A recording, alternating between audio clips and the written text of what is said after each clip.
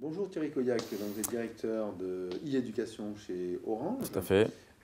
Nous sortons d'une table ronde sur le très haut débit pour l'éducation à l'Université de Poitiers. Nous allons définir avec vous quels sont les rôles d'un opérateur télécom pour l'éducation. Très bien. Bon, donc, merci pour cette question, Eric. Le rôle d'un opérateur, en tout cas d'Orange, déjà, il y a ce qu'il est et ce qu'il peut être, on va dire. Hein. Donc, je vais plutôt parler de ce qui peut être en cible, hein, sachant qu'on est en train d'évoluer sur le sujet. Alors déjà, il peut être assez important à plusieurs titres, parce que déjà, un opérateur, une des caractéristiques qu'il a par rapport à d'autres entreprises, c'est dans le jargon marketing chez nous, on dit qu'il est B2B et B2C, c'est-à-dire qu'il adresse aussi bien des entreprises que des particuliers. Donc, ça veut dire qu'on peut aussi bien vendre des choses ou fournir des choses à des collectivités locales, donc les municipalités, les conseils généraux, les conseils régionaux. Et on peut éventuellement équiper, cette fois-ci les particuliers, donc les parents, d'autres solutions, voire des mêmes, voire de quelque chose qui est complémentaire. Donc on est capable, finalement, comme on sait que le numérique permet une continuité d'usage entre l'école et la maison, nous, comme on cause à la fois à l'école et à la maison, donc on est capable d'avoir des solutions qui sont une continuité de service. Donc ça, c'est Pour les familles, on va y première chose revenir. importante. Vous fournissez les établissements Et voilà, tout à fait. en réseau.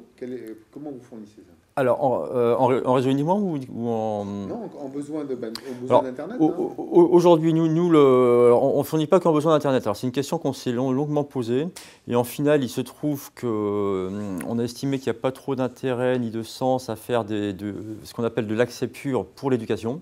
Parce que finalement, les accès sont les mêmes...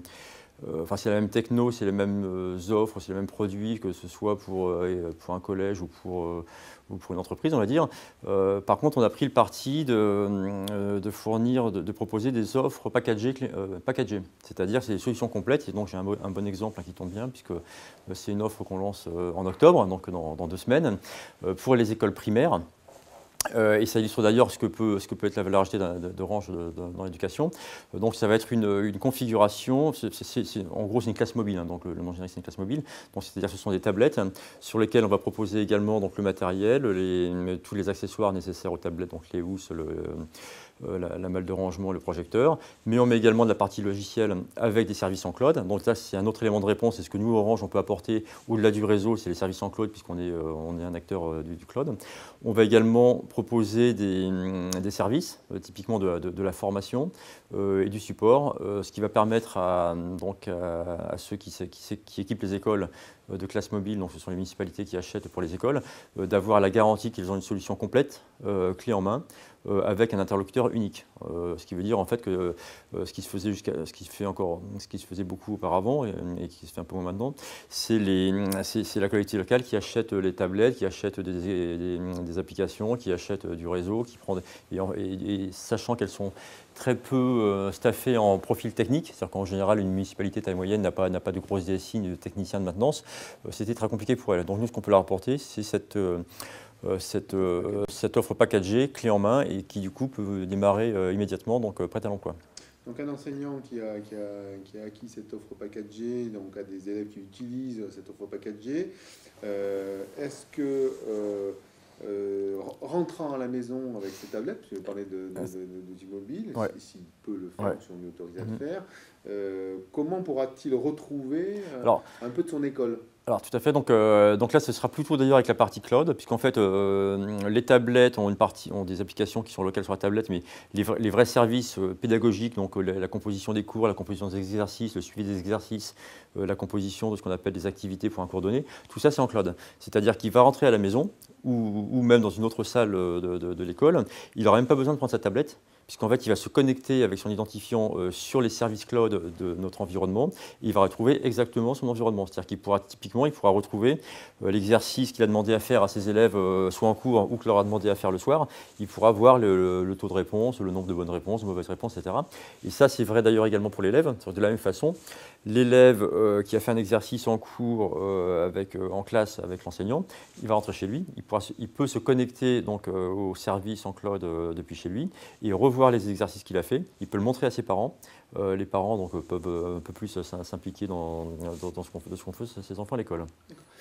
Alors, donc, vous disiez tout à l'heure que Orange avait délibérément pas souhaité développer d'offres éducation pour la connexion. D'accès, exactement. Ouais. Moi, je me pose la question, puisque quand on a un accès professionnel, on a une GTR 4 heures. Quand on a un accès grand public, ça plante, qu'est-ce qui se passe? Est-ce que les écoles... C'est une bonne question, donc ça rejoint un point que j'ai abordé à la table ronde. C'est-à-dire qu'on va garder ces deux offres, une qui est très professionnelle et qui a une garantie de temps de rétablissement très forte avec une garantie de bande passante, mais qui est bien plus chère que l'offre grand public, typiquement pour de la fibre, ce qu'on appelle le FTTH, où cette fois-ci, c'est ce qu'on appelle un peu c'est du partage de bande passante et il y a une qualité de rétablissement qui est plus faible. Après, c'est au choix de la collectivité locale. Donc l'écart de prix est quasiment d'un facteur 10. Donc c'est à eux de voir si, s'ils prennent le risque qu'il faille plus de temps pour établir, auquel cas, c'est pas grave, le prof avait pris une séance tablette, et finalement il va repasser sur autre chose le temps que ce soit rétabli. Mais du coup, il économise de l'argent et donc qu'il pourra consacrer à autre chose. Ou alors s'il préfère justement sécuriser pour garantir. En fait, le choix du niveau notamment de la bande passante garantie ou pas du temps de rétablissement, ce sera son choix lui. Mais on ne le fera pas pour lui. Alors, juste une petite rectificative sur le fait qu'on n'a pas fait d'offre d'accès pour l'éducation, ce n'est pas tout à fait vrai, puisqu'on vient de lancer, dans le cadre du plan École connectée, qui a été lancé par le ministère cette année. Donc, l'objectif était de fournir des raccordements très haut débit à 9000 écoles qui étaient en zone plutôt rurale. On leur a fait, une autre filiale Nordnet leur a fait une offre spéciale pour l'éducation. Donc, on a fait une exception sur le sujet pour répondre à un besoin bien précis et à une demande bien précise.